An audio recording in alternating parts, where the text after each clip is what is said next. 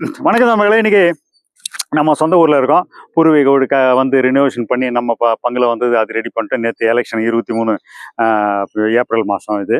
இப்போது இதில் என்ன விஷயம்னா, ஓட்டு போகிறது பெரிய இல்லை, ஒரு தேர்தல் திருவிழா. அதாவது நம்ம ஊரில் தான் தேர்தல் திருவிழாவை நடந்தது. எப்படி நார்மலாக ஊரில் கோயிலுங்களுக்கு திருவிழா நடந்தால் ஊரில் வீட்டில் ஒவ்வொரு வீட்டுக்கும் பிரிவு ஒரு 1000, 500, 2000, 3000 கொடுப்போம். இப்போ தேர்தல் திருவிழான்னா கட்சிக்காரன் கொடுக்குறாங்க. அதாவது ஒரு கட்சிக்காரன் 1000 ரூபா, இன்னொரு கட்சிக்காரன் 500 ரூபா, இன்னொருத்தர் 100 ரூபா. ஒரு 3 கட்சி தான் இங்கே இதில் இருந்து கொடுக்குது. மிச்சம்லாம் ஒன்றும் அவ்வளோ இல்லை. உங்களுக்கும் தெரியும் யார் எவ்வளோ கொடுத்தாங்கன்னு. அதே தான் ஊர் கணக்கு தான் நம்ம ஊர்லேயும் ஓடிச்சு. அப்போது இந்த முடிச்சுட்டு நம்ம உட்காந்துதான் சரி, ஏன்னா இது எடுத்து வீடியோ போடலாம். ஒரு சில இதை நான் கொஞ்சம் திடீர்னு போயிட்டு தான் கொடுத்தா இது இருக்காது. சரி, ஏன்னா மனங்களோட தப்பு ஒரு பக்கம் நடக்கிறது இல்லை. ரெண்டாவது ஒரு எதில் வாங்குறோனும் அதில் பாதி இது இல்லையா. அப்போது என்னாச்சு, அந்த 1000 ரூபா ஒரு வீட்டில் 4 ஓட்டுக்கு தானே 1000 ரூபா 4 ஓட்டுக்கு 4000 ரூபா வாங்கிட்டான். இந்த பக்கம் 500 ரூபா கொடுத்தா அவங்ககிட்டயும் ஒரு 2000 ரூபா வாங்கிட்டான்.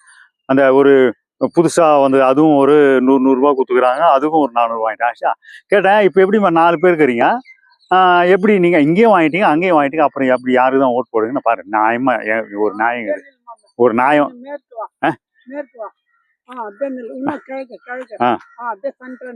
சரி, இப்போ என்னன்னா இது எப்படி நியாயம் என்ன சொல்லாங்கன்னா பாருங்க, 2 ஓட்டு அந்த பக்கம் 2 ஓட்டு இந்த பக்கம். சரி, 100 ரூபா வாங்கினியா, அதுக்கு எதனா அந்த சின்ன பசங்க எதனா அது போட்டு விட்டோம் அப்படின்னு. அதாவது ஒரு நியாயம் இது. நியாயத்தில் எப்படியே இங்கேயும் நான் வாங்கினேன்னா 4 ஓட்டுக்கு 4000 ரூபா வாங்கிட்டான், 4 ஓட்டுக்கு அதில் 500 ரூபான்னு 2000 ரூபா வாங்கிட்டான்.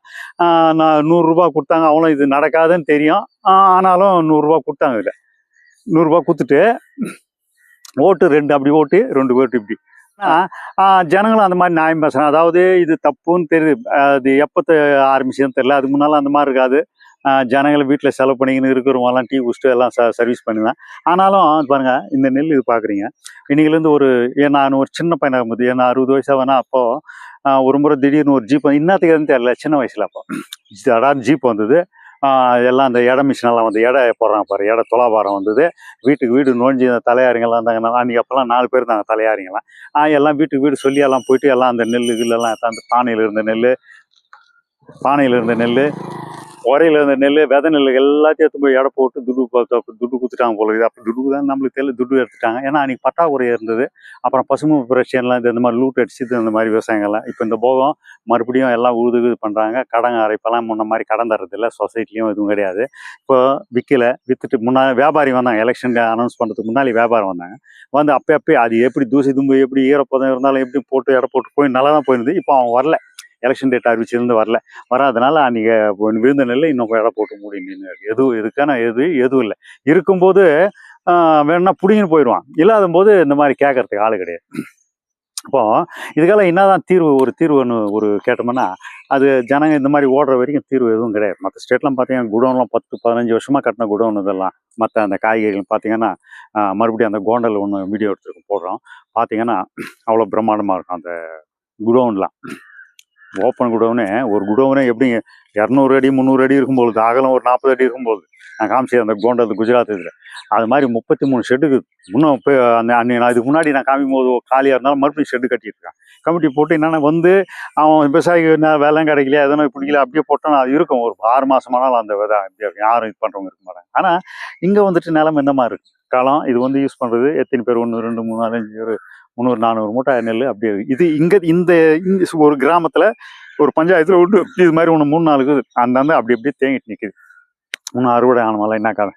சரி, இப்போ என்னன்னா இதுக்கெல்லாம் ஒரு தீர்வு இல்லாமல், ஏன்னா ஃபுட் சேஃப்டி ஒரு தேசத்தினுடைய இது எல்லை பாதுகாப்பு, ஃபுட் சேஃப்டி, விவசாயம், ஜெய் ஜவான் ஜெய் கிசான் 65 எப்படி ஜெயிச்சு இந்த 2 வச்சு தான் மிச்செல்லாம் நீங்கள் இது பண்ணாது. ஆனாலும் நம்ம ஆளுங்களுக்கு இது ஒரு பெருசாக தெரில.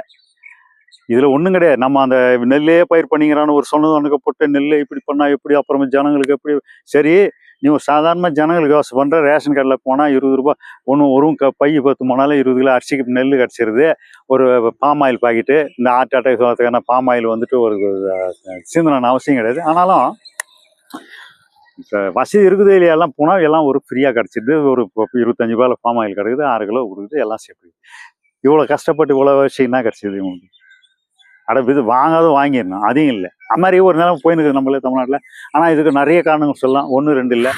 கொஞ்சம் கொஞ்சமாக பேசுவோம் அதுவும். ஏன்னா நம்ம எல்லாத்தையும் காமிக்கும் போது அதுதான் எல்லா துறைகளும் எல்லாமே இருந்து எல்லா வசதிகள்னு பார்த்தா எதுவும் அவ்வளோ பெருசாக நம்மளால அவ்வளோ கிடையாது. பீகாரினுடைய எலெக்ஷன் நடந்தது. பீகாரினுடைய பட்ஜெட்டு நம்ம பட்ஜெட்டோட 10,000 கோடி அதிகம். நீ வேணால் கூகுளில் போய் சர்ச் பண்ணி பாருங்கள். பீகாரில் ஒன்றும் கிடையாது, இது கிடையாது.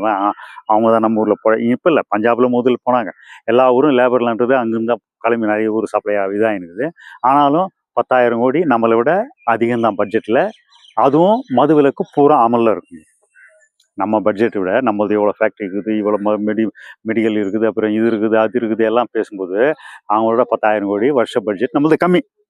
ஆனால் இது யாருன்னு கேட்டேன், ஊர் கேட்டால் அது அந்த ஒரு இதுன்றது இல்லை. இனி எங்கே பார்த்தாலும் டீ கடை இதெல்லாம் பார்த்தா இவங்க யார் யார் எவ்வளோ கொடுத்தாங்க, எவ்வளோ வாங்கினாங்க, இந்த பொதுவாக ஒரு பேசுகிறாங்களே மிச்சம் அந்த ஒரு அவேர்னஸ்ன்றது சுத்தமாக நம்மக்கிட்ட இல்லை. அப்படி இருக்கும்போது அந்தந்த எலெக்ஷன் நேரத்தில் என்னென்ன தேவைகள் அதை பற்றி பேசினாலும் மற்ற நேரத்தில் மறந்துடுறேன். இப்போ சென்னை மாதிரி தமிழ்நாட்டில் தண்ணி பிரச்சனை அவ்வளோ பெருசாக ஒரு சில இடத்துல தவிர, சென்னை மாநகரம் தண்ணீர் பிரச்சனை இருக்கும்போது தான் ஒரு பெரிய தமிழ்நாட்டுக்கு தண்ணீர் பஞ்சம் அந்த மாதிரி பேசுவாங்க. ஒரு 5 வருஷமாகவே அந்த பிரச்சனை இல்லை. ஏன்னா ஒரு 5-6 வருஷமாகவே, ஏன்னா எல்லா ஏரிகளும் இந்த ஒரு ராணிப்பேட்டை, திருவள்ளூர், இந்த பக்கம் ராணிப்பேட்டை மாவட்டம், திருவள்ளூர் மாவட்டம், இந்த பக்கம்லாம் காஞ்சிபுரம் இதெல்லாம் பார்த்தீங்கன்னா இந்த ஏரிங்கெல்லாம் நிறைஞ்சு இருக்கிறதுனால எந்த பிரச்சனைகளும் அந்த இதெல்லாம் ஓடிங்குது. தண்ணி பிரச்சனைன்னு ஓடும் போதெல்லாம் அப்புறம் தான் தமிழ்நாட்டினுடைய தண்ணி பிரச்சனை பற்றியே பேசுவாங்க. ஆனால் இதே ராஜஸ்தானில் எப்படி ஹேண்டில் பண்ணுறாங்க, எந்த மற்ற ஸ்டேட்லலாம் எப்படி இதெல்லாம் க்ளியர் பண்ணிக்கிறாங்கன்றது நம்ம அடுத்தடுத்து பேசுவோம். நன்றி நம்மளே. இதான் எலெக்ஷன். இது 1000, 500, 100 எது எப்படி வரும்னு உங்களுக்கு மாதிரி நம்மளும் கன்ஃபியூஸாக இருக்குது. எது எப்படி ஆகும்னு தெரியல. அடுத்தது எலெக்ஷன் ரிசல்ட்டுக்கு அப்புறம் பேசலாம். நன்றி.